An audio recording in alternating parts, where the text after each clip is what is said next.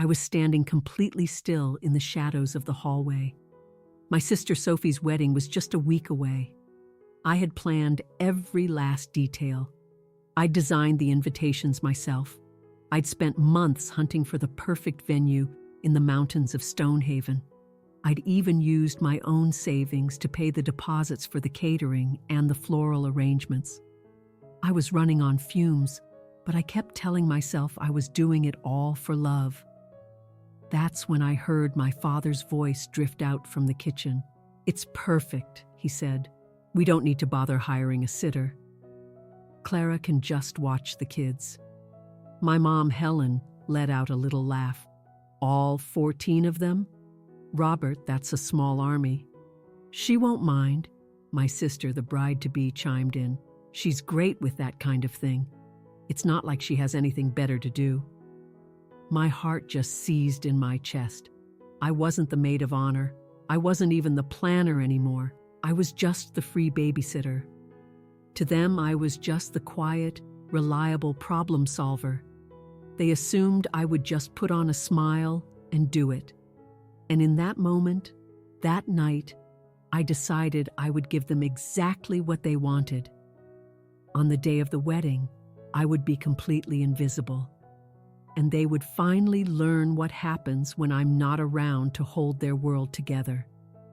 Before we get into the story, do me a favor and hit the like button for this video, subscribe to the channel, and leave a comment down below letting me know where in the world you're tuning in from.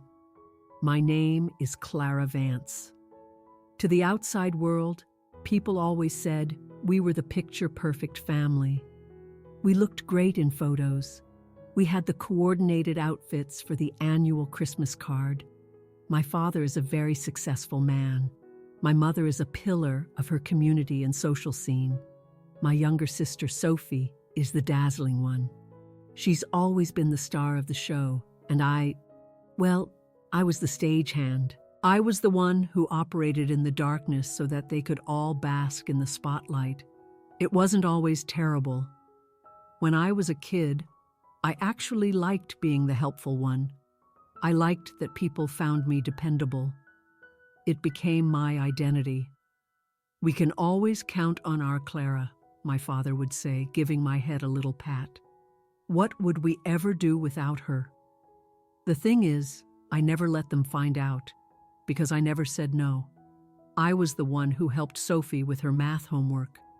I was the one who sat and listened for hours when her high school boyfriends broke her heart. I was the one who polished her college application essays until they shined. I was the one who would drive her to parties and come pick her up at 2 a.m, no questions asked. My mother would just sigh and say, "Sophie is just so full of feeling. She has such a passionate soul." Then she'd look at me and smile warmly. "You are my rock, Clara. You're so calm, so level-headed." But calm and level-headed were just other words for hollow. I was calm because I never had the room for my own emotions. I was far too busy managing everyone else's. I was level-headed because I knew if I stumbled, the entire family structure would come crashing down around me. I mastered the art of being a ghost in my own house. I learned to want nothing for myself. It was just simpler that way. When Sophie got engaged, I was genuinely happy for her. I truly was. Her fiancé, a kind man named James, seemed to adore her. They had a little party at my parents' house to celebrate. I cooked all the food for it. "Oh, Clara," Sophie said, waving her brand new diamond ring in the air.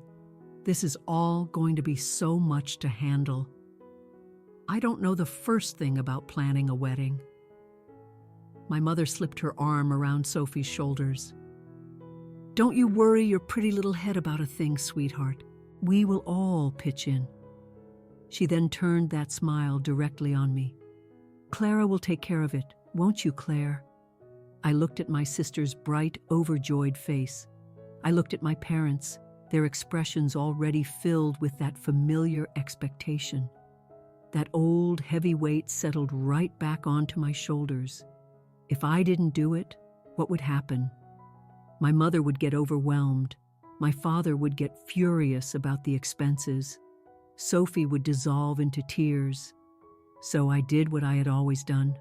I solved the problem. Of course, I said, managing a smile. I'll plan the whole thing. It can be my wedding gift to you both. A gift. That's what I called it. Sophie threw her arms around me. You are a complete lifesaver, Clara. The absolute best sister in the world. My father clapped his hands together. That's my girl. Practical, efficient. She'll get it all done under budget, I'm sure. For the next 6 months, that wedding became my unpaid full-time job. By trade, I'm an event designer, but I work for a small firm. I'm good at my job. I'm meticulous. I have a love for spreadsheets and color-coded timelines. So I took a leave of absence from my actual career, telling my boss it was for a family emergency. I poured every ounce of myself into that wedding. I found the most stunning venue, a beautiful public park in Stonehaven with breathtaking mountain vistas. I personally negotiated the rental contracts. I sketched out the layouts for the reception tent and the dance floor. I spent weeks on end comparing florists. Sophie had her heart set on expensive, out-of-season peonies. I spent days on the phone with suppliers until I finally located a farm that could grow them at a price that wasn't astronomical. I hired the caterer. I hired the photographer. I designed the entire lighting scheme. I managed the sprawling guest list. And I paid for all the deposits. Dad, the deposit for the caterer is due this week, I mentioned one evening. Just put it on your card for now, Clara, he said, his eyes never leaving his newspaper. I'll pay you back. It's just easier to have it all tracked in one place. So I paid the $2,500 deposit. And then I paid the $1,500 deposit for the venue, and the $800 for the florist, and the $1,000 for the string quartet. My savings account, the one I had been painstakingly building to finally launch my own design business, got smaller and smaller. My parents were thrilled. They adored telling all their friends about it. We were at dinner at their country club one night when my mother's friend, Eleanor Bishop, came over to our table. Helen, I hear Sophie's wedding is going to be the social event of the year, Eleanor gushed. Oh, it's going to be absolutely divine, my mother said, beaming. She rested her hand on my arm. Our Clara is a true miracle worker. She's our own personal wedding designer. A beautiful label, Sophie and James's wedding. But inside every folder on every contract, my name was everywhere. Planner, Clara Vance. Vendor contact, Clara Vance. Deposit paid by, Clara Vance. I was completely drained. I kept telling myself it was almost over. I told myself that once the wedding was done, I could finally take a break. I could finally get back to focusing on my own life. I just had to push through this one last thing. I had to solve this one last problem. Then, I thought, I'd be free. I loved my sister. I wanted her to have a perfect day. I repeated that to myself like a mantra. I kept telling myself that it was all worth it, just to see her happy on her special day. The week before the wedding, I loaded up my car and drove to Stonehaven to manage the final preparations on site.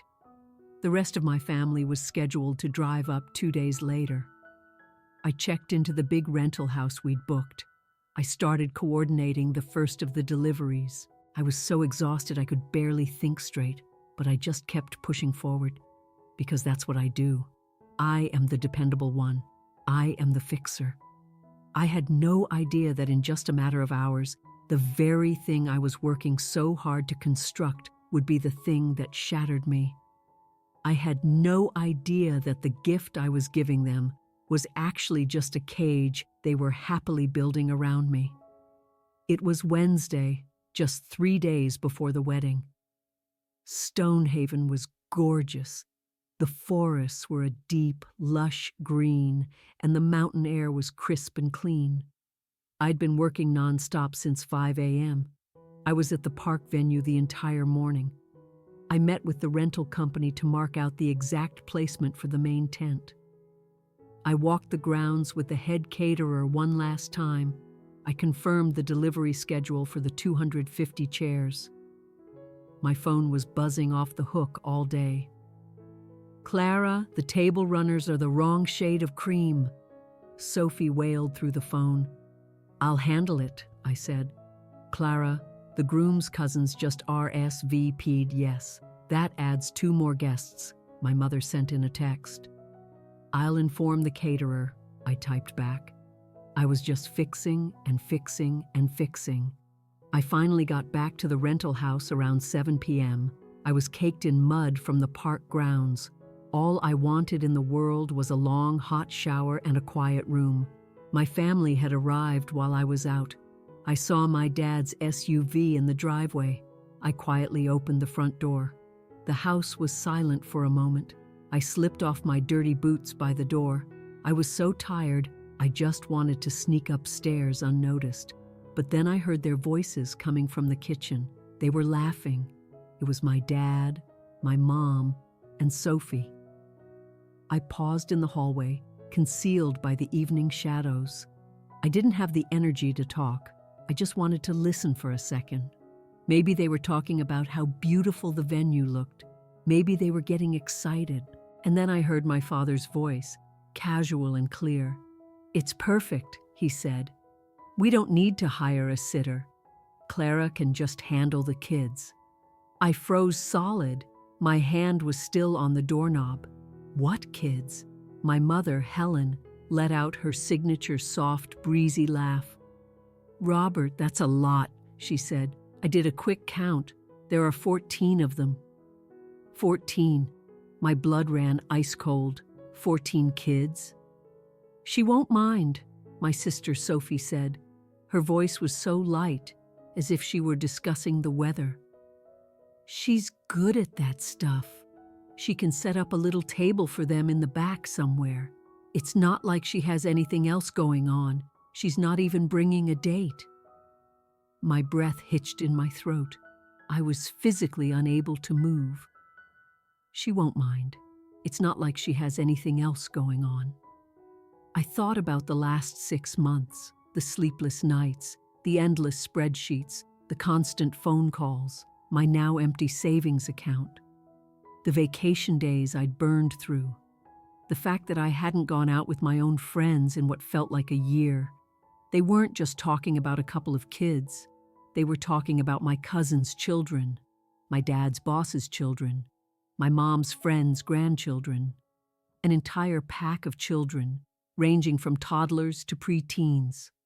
They weren't asking me. They were assigning me a task. They had held a meeting about my new, unpaid side hustle, and they hadn't even bothered to include me. I had to lean against the wall for support. The hallway suddenly felt like it was tilting. I could hear the low hum of the refrigerator in the kitchen. "It'll save us almost $1,500, my dad said with finality. "So it's settled. She can make it work. She always does."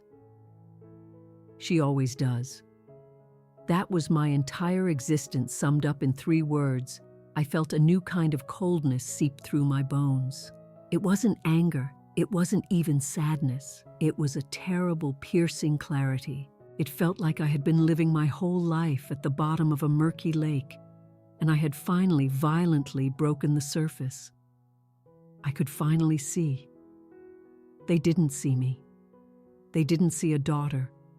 They didn't see a sister. They saw an appliance. They saw a free planner, a free coordinator, and now, a free babysitter. This whole wedding wasn't a gift I was giving. It was a transaction. I was planning a $60,000 party for them, and my payment was a night spent wrangling 14 screaming children while my sister had her first dance. I backed away from the hallway, as silent as a ghost. I didn't make a single sound. I was a phantom, just like they wanted. I went up the stairs, my steps making no noise on the carpet. I went into my assigned room and shut the door behind me. My wedding binder was sitting on the desk. The huge 3-inch thick white binder, my masterpiece. I sat down on the edge of the bed and just stared at it. It looked different now. It no longer looked like something I had proudly built. It looked like a cage. I opened it. I flipped through the tabbed pages. Tab 1, Venue. Contract signed by Clara Vance. Tab 2, Catering. Deposit paid, $2,500. Credit card, C. Vance. Tab 3, Florals. Final order confirmed by C. Vance. Tab 4, Rentals. Timeline approved by C. Vance. Tab 5, Schedule. A minute-by-minute timeline for the entire wedding day, every single second, meticulously planned by me. I saw the entry for 7 p.m. maid of honor speech. That wasn't me. Sophie had chosen her college roommate for that. I saw the entry for 7:15 p.m. father-daughter dance. I saw the entry for 8 p.m. open dancing. Where was I? Where did Clara Watch's 14 kids fit into my perfect color-coded schedule? They hadn't just forgotten about me. They had actively edited me out. They had replaced sister with staff. The binder was right. All that pristine organization, all that planning, it looked like a prison. It was a prison I had constructed for myself. I had worked so hard to make it flawless, to prove how dependable I was, that I had effectively erased myself. I shut the binder. I sat there in the dark room. The faint sounds of their laughter from downstairs drifted up. For the first time in my entire life, I felt no compulsion to go down there and fix their problems. I didn't want to make them comfortable. I had no desire to find a solution. Something inside me simply broke. It was the good Clara. The quiet fixer. She just expired. She died right there on the edge of that bed in that cold, dark room. And as she faded away, something new and strong and cold rose up to take her place. I was not going to be their babysitter. I was not going to be their planner. I was simply done. I didn't sleep at all that night. I just sat in the armchair by the window and watched the moon arc across the mountain peaks. I didn't cry. I was well past tears. The binder was right. By the time morning came, I wasn't angry anymore. I was hollow. It was a sensation I'd never experienced before. It was as if I had been carrying a 100-pound rucksack on my shoulders for 28 years, and I had finally just set it down.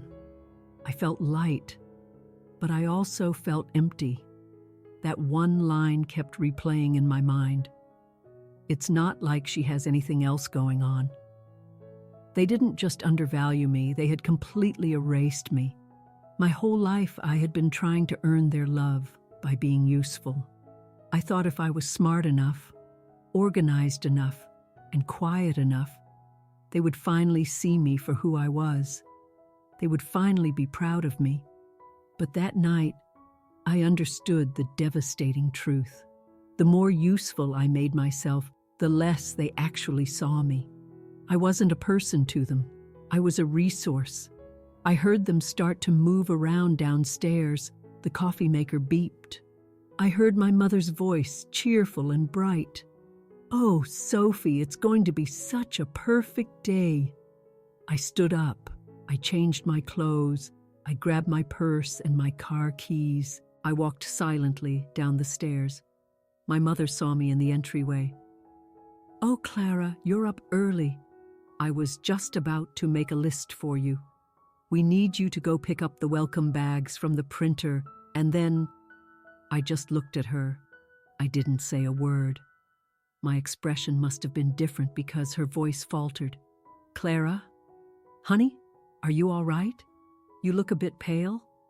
"I'm going out," I said. My own voice sounded foreign to me. It was completely flat. "But what about the list? You'll have to handle it," I said. And I walked out the front door. I didn't slam it. I closed it softly behind me. I drove into town. I had no destination in mind. I just knew I couldn't be in that house a second longer. I parked my car and just started walking. I felt like a stranger in my own body. I pulled out my phone and texted the only person I knew I could trust, my best friend, Maya Singh. My text simply said, "I need you. Are you awake?" Maya and I have been friends since college. She's my complete opposite. She's loud, she's fierce. She's not afraid to take up space. My phone rang 2 seconds later. "Clara, what's wrong?" I can practically hear you overthinking through the phone. I can't talk," I whispered, my voice trembling. "Where are you?" "Stonehaven." "I'm in Raleigh. That's a 2-hour drive. Tell me where to meet you." "Maya, no, you don't have to. I just..." "Find a coffee shop. Order a large coffee. Send me the address. I am coming. Now." She hung up. I found a little place called the Daily Grind. I took a table in a quiet corner. I ordered a black coffee and just stared into it. I watched the normal people around me, laughing, reading, just living their lives. Exactly 2 hours later, Maya burst through the door.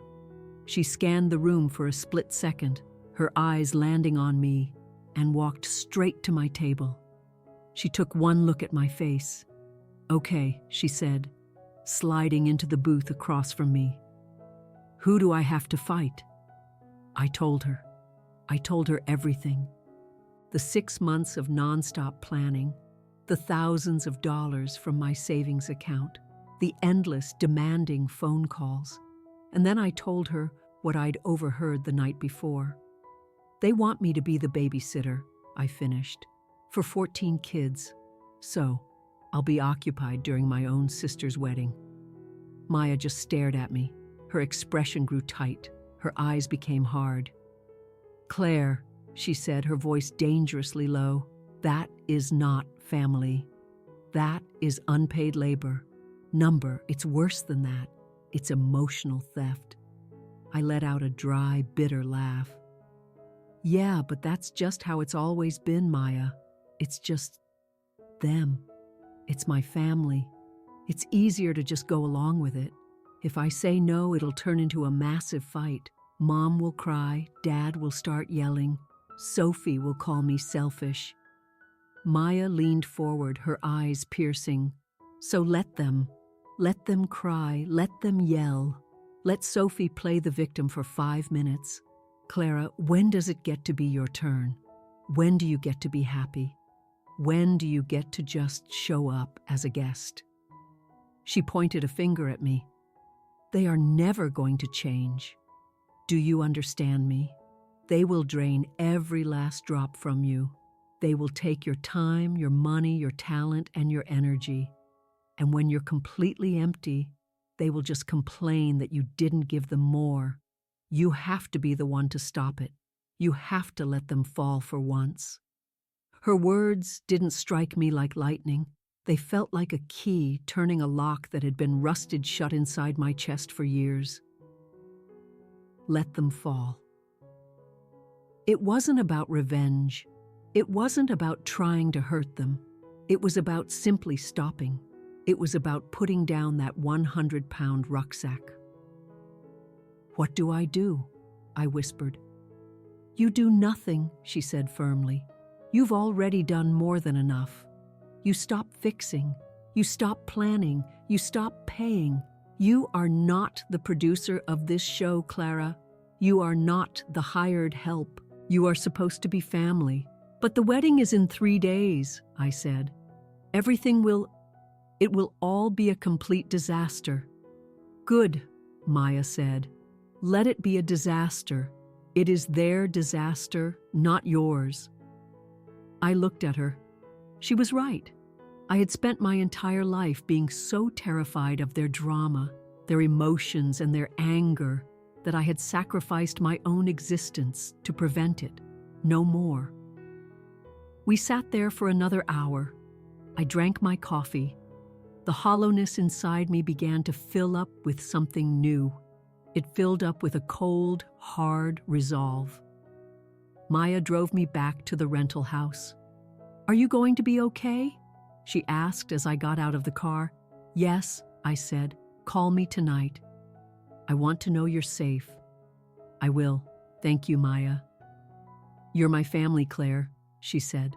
"Now go be brave." I walked back into the house. It was empty. A note was on the kitchen counter. "Went to the spa for Sophie's pre-wedding relaxation day. Back tonight. Love, Mom." And underneath it was a list. Clara's to-do list.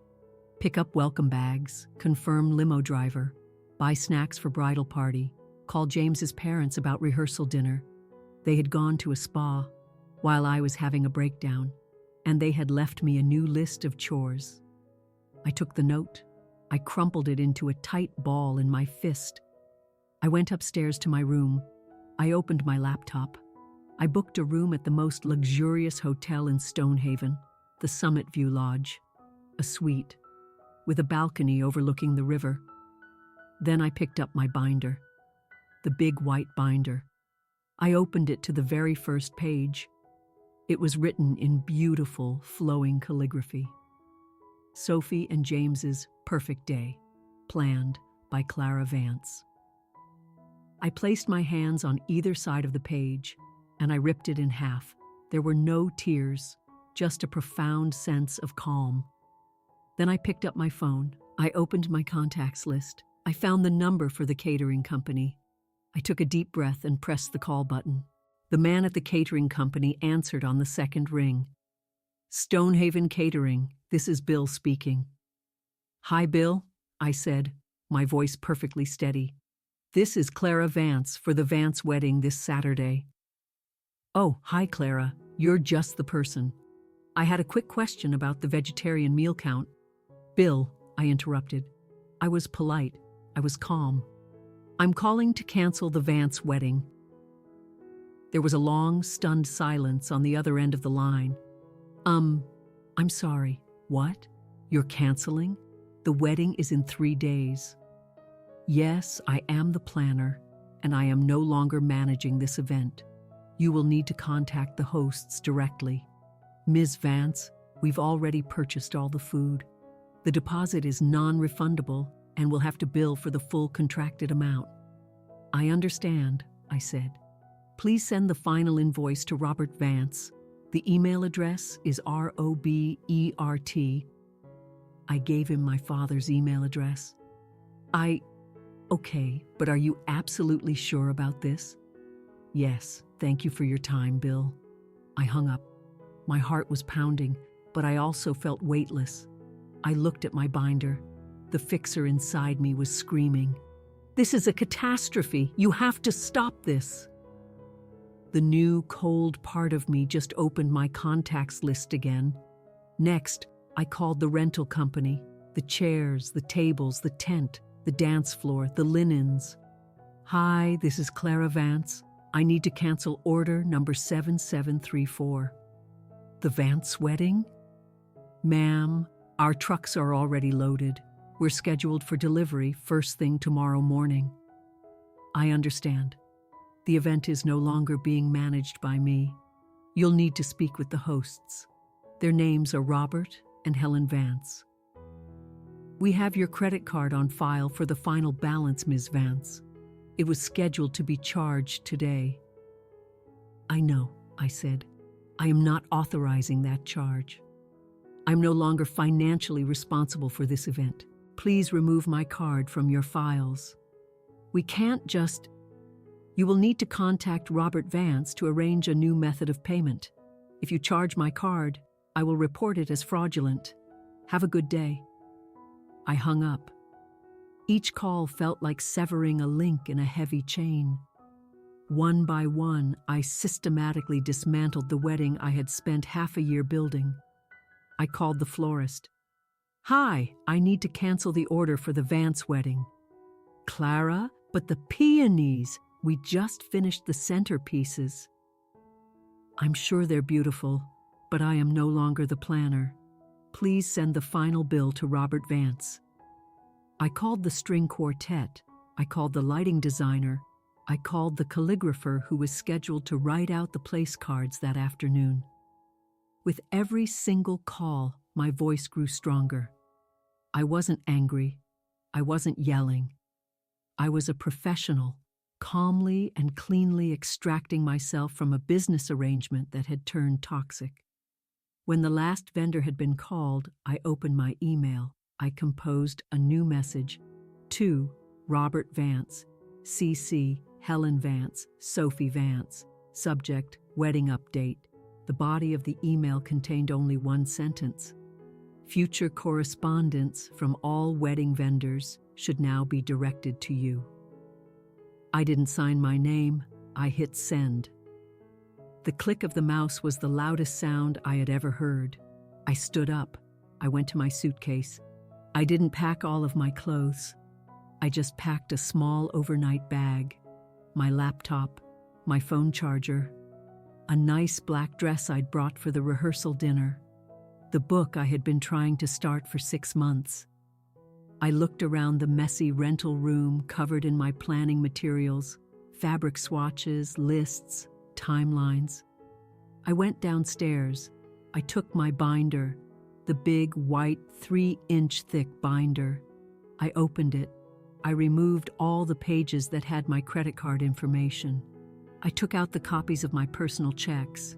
I shredded them by hand. Then I put the binder back together. I left it on the kitchen table, right in the very center. I left it open to the catering page with the $2,500 deposit clearly marked. Paid by C. Vance. Let them see it. Let them see what I had done. Let them see what they now had to fix. I walked out the front door and did not look back. I drove to the Summit View Lodge. It was magnificent, all stone and glass, perched on a cliff overlooking the French Broad River. I walked into the lobby. It was hushed. It smelled of clean linen and wood smoke from a grand fireplace. A polite man stood at the front desk. "Welcome to the Summit View. How may I help you?" "Checking in," I said. "The name is Clara Vance." He typed my name into his computer. "Ah, yes, Miss Vance. We have your suite ready for you. Balcony view, just as you requested." "Ms. Vance, not Clara, not the fixer. Miss Vance." He handed me a key card. "Enjoy your stay, Miss Vance." I went up to the room. It was perfect. It was enormous. It had a clean, king-sized bed, a massive soaking tub, and a small fireplace. I walked over to the glass doors and slid them open. I stepped out onto the private balcony. The sun was just beginning to set, turning the river below into a ribbon of molten gold and orange. The air was cool and fresh. I stood there for a long time, just breathing. I had checked into a place that didn't need me. I was in a room that didn't need fixing. I took my phone out of my pocket. I looked at the screen, and then I turned it completely off. I was safe. The storm was about to break. I knew their texts and calls would start flooding in any minute. I knew the chaos was about to erupt. But for the first time in my life, it was not my storm to manage. I was not a problem to be solved. I woke up on Friday morning, the day before the wedding. For the first time in as long as I could remember, I woke up without an alarm clock. I woke up because the sun was streaming onto my face. I was in the hotel suite. The bed was huge and soft. The sheets were impossibly white and crisp. For a split second, I didn't know where I was. A jolt of pure panic shot through me. The wedding, I'm late. And then I remembered, there is no wedding, not for me. I lay there for a long time. The room was perfectly, beautifully silent. There was no to-do list screaming at me from a notepad. There was no one knocking on my door, asking me to fix something. I got out of bed and slipped on the thick white hotel robe. I walked to the glass doors and opened them. The air was cool and clean. I stood on the balcony looking out at the river. I had been in Stonehaven for 3 days, and this was the first time I had actually seen it. I ordered room service, coffee, toast, and eggs. I didn't even glance at the price. When the waiter brought the tray, I sat at the small table on my balcony. I poured my coffee, and then, with a deep, steadying breath, I turned my phone on. It was exactly as I'd anticipated. My phone didn't ring. It just vibrated. It shook itself across the table like it was having a seizure. It buzzed and buzzed and buzzed. A non-stop, frantic stream of panic from the family I had abandoned. I let it buzz. I took a sip of my coffee. There were 14 missed calls, all from my mother and Sophie. There were over 30 text messages. I calmly opened the first one from my mother, sent late the previous night. Mom, Clara, your father and I are home. Where are you? Mom, are you getting dinner? We're all starving. Mom, Clara, your binder is on the table. Is this some kind of joke? Then one from Sophie. Sophie, hey, where'd you go? Did you pick up my dress from the seamstress? I scrolled to the ones from this morning. They started around 6 a.m. The panic was escalating.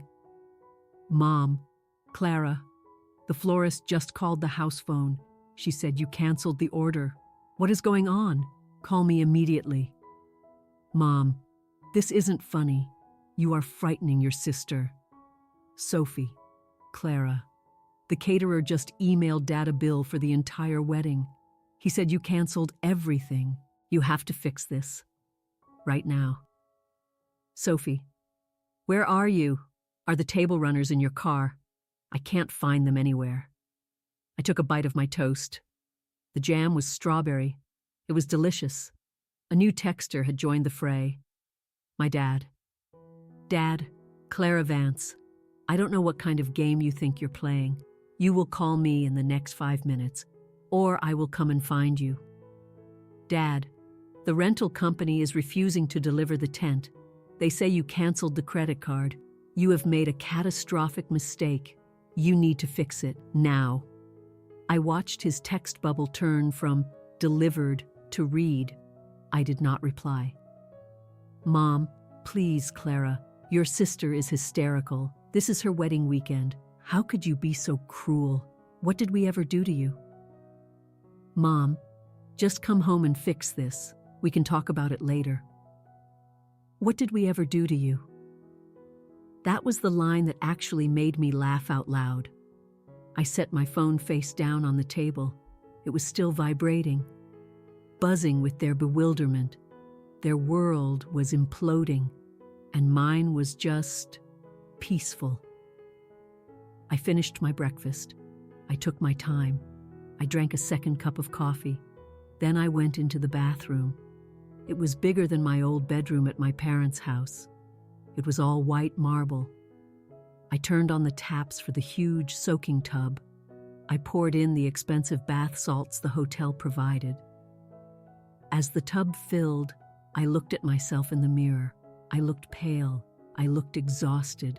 But my eyes were different. They were clear. They were hard. The fog had finally lifted. I sank into the hot water. I let my head fall back against the edge of the tub. I closed my eyes. I thought about them.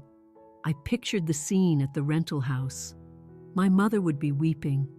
My father would be red-faced, shouting at someone on the phone. Sophie would be pacing back and forth, blaming everyone and everything but herself. And for the very first time, I felt nothing. Not guilt, not sadness, not even anger. Just a cold, quiet distance. It was like watching a movie about people I didn't know. They had made their choice the moment they decided I was staff. Well, the staff had just quit. I soaked in that tub for a full hour. I let the hot water wash away the last 6 months. I washed away the stress, the exhaustion, and the terrible crushing weight of their expectations. When I got out, I felt new, I felt clean. I put on the robe. I went back to my laptop. My phone was still buzzing. I ignored it. I opened a blank document. I looked at the blinking cursor for a long time. I had spent my entire life solving their problems. What did I want? I wanted a business. I wanted a life where my name meant expert, not helper. I typed at the top of the page, Vance Company, events asterisk, my name, my company. I started to write a business plan. Mission, to create bespoke events for clients who value artistry, organization, and mutual respect. I will not be a fixer, I will be a designer. My boundaries: 1. I will only work with clients who sign a detailed contract. 2. I will be compensated for all of my labor. 3. My emotional well-being comes first. I worked for hours. I designed a simple logo. I researched business licenses in my state. I poured all the creative energy I had been giving to them, and I finally poured it back into myself. Around 8 p.m. on Friday night, the night of what was supposed to be the rehearsal dinner, I closed my laptop. I had a 3-page business plan. I had a name. I had a purpose. My phone had finally gone quiet. The battery had probably died. I picked it up. I plugged it into the charger, but did not turn it on. I left it face down on the nightstand. I got into the big, clean bed. The city of Stonehaven was quiet outside my window, and for the first time in as long as I could remember, I slept. It was a deep, dark, dreamless sleep. I didn't dream of timelines or floral arrangements. I didn't dream of their angry, confused faces. I dreamed of nothing at all. I woke up on Saturday morning, the wedding day. The sun was brilliant. It was a perfect, cloudless, blue sky day. The exact kind of day I had prayed for when I was planning the outdoor ceremony. A soft breeze, warm air, a beautiful day for a wedding. Just not their wedding. I ordered coffee from room service again. I sat on the balcony, wrapped in my robe. I was reading my book. At 10 a.m., I turned my phone on. The storm hit. It was a flood, a tidal wave of digital screaming, voicemails, texts, missed calls from my mother, my father, Sophie, my aunts, my cousins. They had recruited the entire extended family. Mom, voicemail, 1 a.m.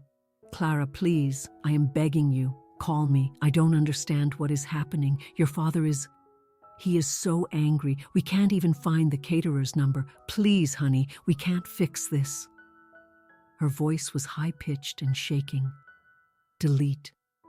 Dad, voicemail, 6 a.m. Clara Vance, you get yourself to that park, now. I don't care what point you think you're trying to make. You have embarrassed this entire family. You are selfish and ungrateful. You will get to that park. You will call those vendors, and you will fix this. No excuses. His voice was a low, menacing growl. Delete. Sophie. Voicemail. 9 a.m. Clara? Where are you? The guests are starting to show up. The park is empty. There is no tent. There are no chairs. The photographer is here and he says he's going to leave if he doesn't get paid.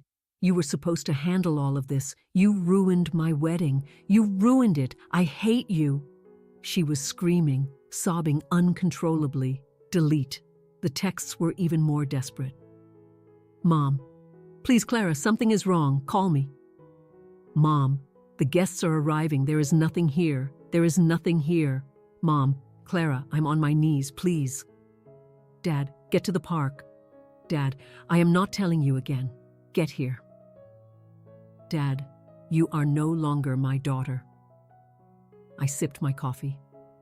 I felt a tiny, sad sting at that last one, but in a strange way, it felt true. I wasn't his daughter. I was his ex-employee. My phone rang in my hand. It was Sophie. I ignored it. It rang again. I ignored it. It rang a third time, and a fourth, and a fifth. My curiosity won. I needed to hear it. I needed to hear her say the words. On the fifth call, I pressed the green answer button. I didn't say anything. Clara? Her voice wasn't a scream. It was a desperate, broken whisper. I could hear wind and the distinct sound of a child crying in the background. One of the 14. "Hello, Sophie," I said. My voice was calm. It was steady. "Clara?" "Oh my God, Clara, where are you?" she cried, her voice cracking. "You have to get down here. You have to fix this. The caterer isn't here. The rental truck never came. The tables are bare. There's no food.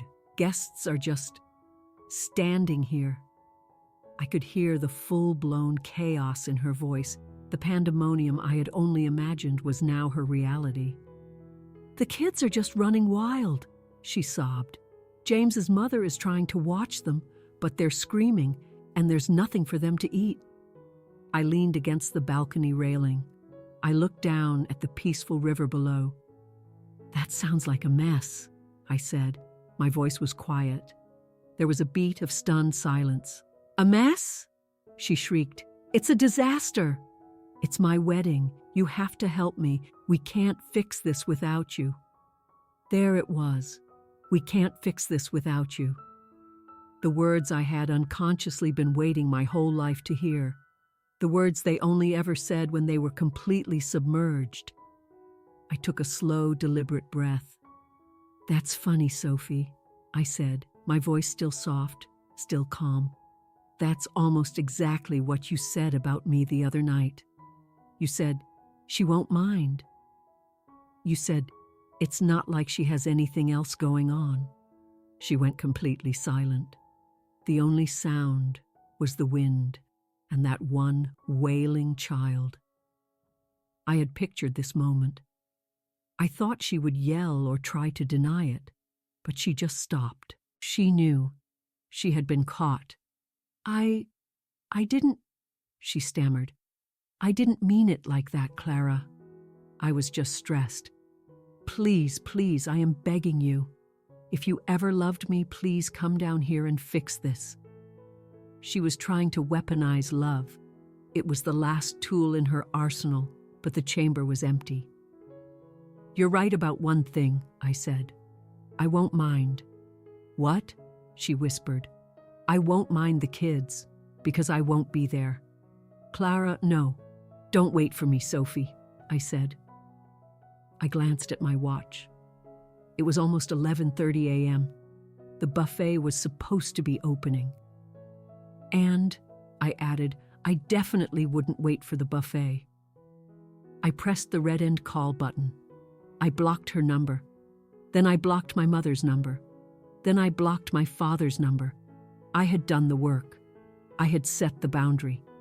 Now it was time to enforce it. I put my phone on Do Not Disturb. I went back to my book, but I couldn't read. I was shaking. It wasn't from guilt. It wasn't from fear. It was pure adrenaline. It was the feeling of a 20-year-old chain finally snapping. I was free. The wedding was supposed to go on until 10 p.m. By 3 p.m., my phone was buzzing from people I hadn't blocked. My best friend Maya was the first. "Maya, are you alive?" "Maya, holy crap. Clara, are you seeing this online?" I hadn't looked. I opened Instagram. I didn't even have to search. It was already trending in my local feed. A guest, one of my dad's business colleagues, had posted a photo. It was a picture of the reception. It was just an empty field. A few confused-looking guests in formal attire were standing around awkwardly on the grass. In the background, you could see my sister, Sophie, in her white wedding dress, screaming at my father. The caption read, "Most interesting. Wedding of 2024. Wedding chaos Stonehaven disaster." Another guest posted a short video. It was a 30-second clip of my mother, desperately trying to hand out small bags of gas station pretzels. "Just a little snack while we sort this all out," she was saying, her voice high and strained. The comments were brutal. "Where is the food? Is this Fire Festival 2.0? I've never seen anything like this. I heard the planner, her own sister, just completely bailed. So unprofessional. But then, a reply to that comment from my cousin, Leo. Leo. Actually, I heard her family was forcing her to be a free babysitter after she planned the whole thing for free. I don't blame her. I'd have bailed too. A small spark of warmth flickered to life inside me. Leo. He was my Aunt Carol's son. He was always the quiet, observant one. He saw it. Then a text message came in from a number I didn't recognize. I opened it. Clara, this is Eleanor Bishop, your mother's friend. I just want to say I am at this event. It is a complete and utter train wreck, and I do not blame you one single bit. I have watched your parents take advantage of you for 20 years. What they did to you was awful. Good for you for finally standing up for yourself. I am leaving now, but I wanted you to know you have more support than you think. I stared at that text. Eleanor Bishop, my mother's closest friend, the queen bee of the country club. She saw it. They all saw it. My whole life, I thought I was protecting their secret. I thought I was the fixer who kept the image of the perfect family intact. But that text from Eleanor made me realize the truth. There was no secret. Everyone already knew. I wasn't a fixer. I was just a volunteer. I was the fool who kept doing the work that everyone else was smart enough to avoid. I didn't feel guilt. I felt a sense of cosmic balance. The scales, which had been tipped so heavily against me for my entire life, were finally level. I had given them 6 months of my life, my money, and my sanity. In return, I gave them one single day of chaos. One day where they had to be their own fixers. It felt fair. I put my phone down. I called the hotel spa. "Hi, I'd like to book a massage," I said. "Do you have anything available this afternoon?" "Yes, ma'am, we have an opening at 4 p.m. for a 90-minute deep tissue." "Perfect," I said. "I'll take it." At 4 p.m., while my family was living through the worst, most public humiliation of their lives, I was face down on a warm table. Soft, ambient music was playing. The room smelled of lavender and eucalyptus. The massage therapist worked on the knots in my shoulders. "You are holding a lot of tension here, ma'am," she whispered. "I know," I said into the headrest. "I'm letting it go." I let my mind go completely blank. I focused on the music. I focused on the feeling of years of accumulated stress being worked out of my muscles. I was not at the park. I was not dealing with 14 screaming kids. I was not refilling pretzel bags. I was in a dark, quiet room. I was alone. I was at peace. When I got back to my suite, the sun was setting. The day was over. I felt clean and loose and light. I checked my phone. Just one new voicemail. It was from my father. I had blocked his number, so the call had gone straight to the voicemail box. I was curious. I pressed play. "Clara." His voice. It wasn't the angry growl from that morning. It was low. It was cold. It was the voice of a man who had been defeated. "You've made your point. You've embarrassed us. You have humiliated your sister on what was supposed to be the most important day of her life. You have made this entire family a laughingstock." He paused. I heard him take a deep, shaky breath. I waited for the apology. I waited for the "I'm sorry." It never came. This stunt of yours is over now," he said. "Come fix this. Come apologize to your sister. Come fix this." Even now, even after all of this, he still saw me as the fixer. He still thought this was something that I had broken, not something I had escaped. He still believed my only purpose was to apologize and make them all feel better again. I didn't get angry. I didn't feel sad. I just felt done. I pressed the number 7. Voicemail deleted. Sunday morning was quiet. The war was over. Now the damage reports were coming in. My email, which had been silent for a day, was full of the aftermath. Eleanor Bishop had emailed me. "Clara, you missed quite the show. After you hung up on Sophie, she had a complete meltdown. Robert, your father, apparently tried to salvage the situation.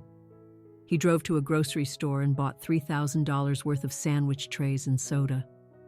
By the time he got back in his car, most of the guests had already left.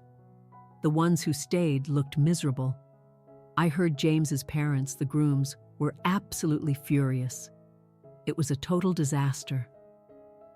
They'll be talking about this one for years. I hope you are somewhere safe and peaceful." $3,000 for sandwich trays. The caterer I had booked cost $12,000, but that was for a full 3-course meal, a cocktail hour with past hors d'oeuvres, and a full bar staff. My father, in his panic, had spent a fortune on dry sandwiches. He was the one who had always called me impractical. He was the one who always said I didn't understand the value of $1. Then a text from my cousin Leo.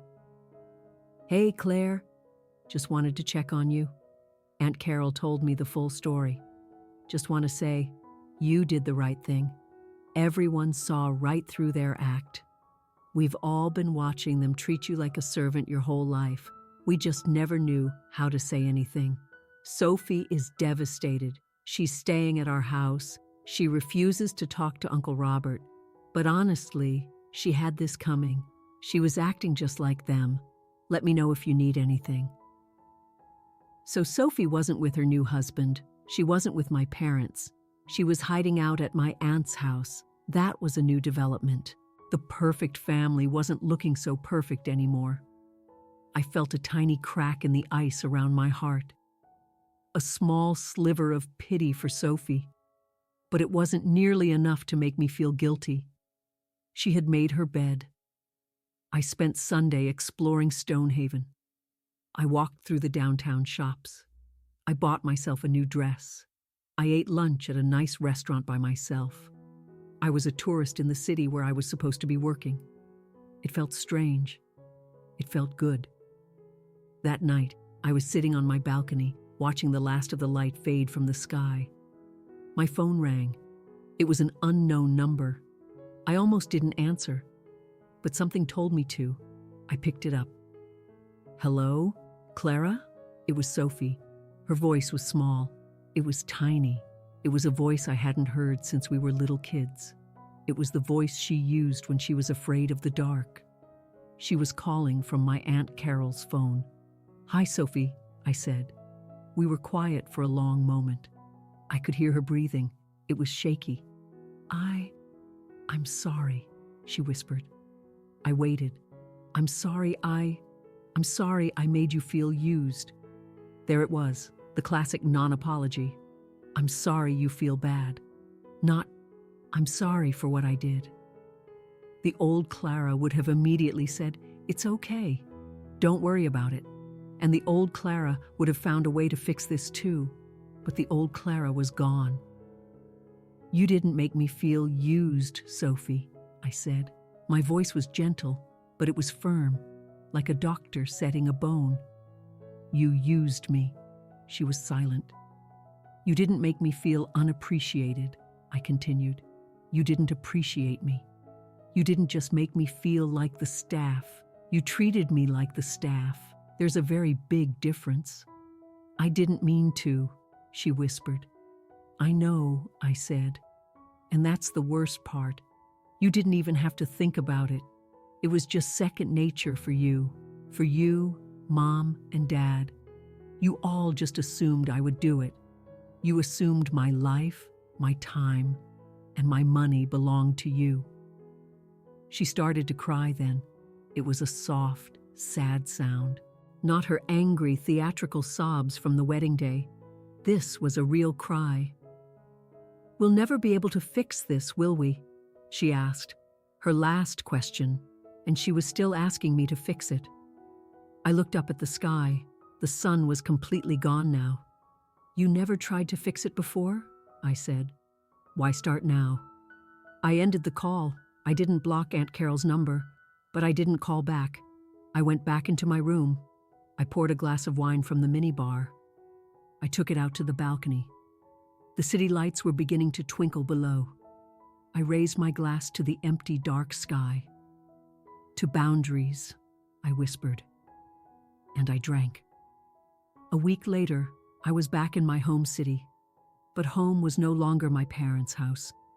I had used the last of my savings, along with the money I got back from the refunded wedding deposits, and I put a down payment on a small office space. It was downtown, on the third floor of a historic building. It had a big, beautiful window and original hardwood floors. It was Monday morning. I was holding a key. I unlocked the door and walked in. The room was empty. It was filled with sunlight. It smelled like new paint and possibility. My name was on the glass of the door, not in fancy calligraphy. It was in simple, strong, black letters. Clara Vance, event designer. I set my new laptop down on the floor. I sat next to it, cross-legged. I was broke. I was starting completely from scratch. My family was not speaking to me. My father had sent one final email, which I read before blocking him for good. It was a long, itemized list of all the money he felt I had cost him. He included the $3,000 for the sandwich trays. He said I was a disgrace. My mother had tried to call through my aunt. I didn't pick up. I was, for all intents and purposes, completely alone. I had never been happier. My phone buzzed. It was a text from Maya. Maya, first day in the new office? How does it feel? Me, quiet and good. Maya, told you they'd learn the hard way. I looked at her text. Told you they'd learn. I smiled, just a little. Maybe they did, I whispered to the empty room, and maybe they didn't. The truth was, I realized in that moment, I didn't care anymore. It didn't matter if they learned their lesson. It only mattered that I had learned mine. I learned that family is not a blank check. It is not an excuse to treat someone poorly. It is not a one-way street of service and sacrifice. Family does not mean servitude. Family does not mean you have to set yourself on fire just to keep them warm. I learned that my whole life I had been screaming, "Love me," by being quiet, by being helpful, by fixing everything. But that is not how you earn respect. Sometimes, the only way to make yourself heard is to be silent. Sometimes, the only way to make yourself seen is to walk away. And sometimes, walking away is the loudest, most powerful way to finally say, enough. I am Clara Vance. I am an event designer, and I am no longer the fixer. I am my own boss. I am my own family, and I am finally free. If you have ever had to draw a difficult line with your family, or if you've ever felt like the fixer who was taken for granted, tell me your story in the comments below. Hit like, share this story with someone who might need to hear it, and subscribe for more tales of quiet rebellion and hard-won self-respect.